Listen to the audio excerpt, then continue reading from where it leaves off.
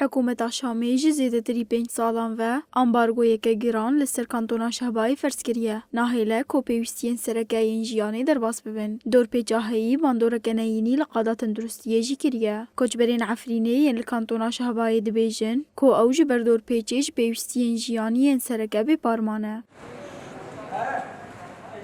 دعم بان منظمات إنسانية كان حقوق الإنسان يعني بين خوشنا و مردانا و ملتي حرام جناية يعني وارن ساكن حالات دوانا بحاجات شنا يعني هنا لنقدبن هنا داس قدبن يعني كرسد جركي وانونا عكاسة جركي وانا حرتش جركي وانويا يعني عم بهيفينا منظمة وارن حالي الشهبة وملتي الشهبة ببينا.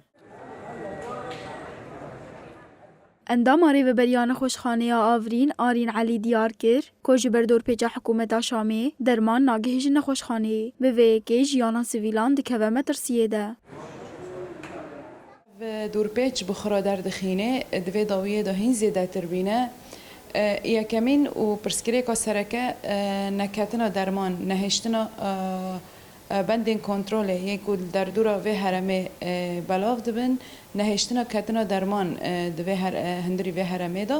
Ev jî bi xwe pirsgirêkên mezin ji me re derdixîne, yanî ciyana sivîlan ên ku di hindirî vê heremê de dikeve xeteriyê metirsî ser jiyana sivîla heye. Li gorî berpirsên nexweşxaneya Avrîn ji bilî derman û alavên bijîşkî, nebûna mazotê krîzê dijwartir dike û jenetorên kehrebê û ambûlans li nexweşxaneyê radwestin.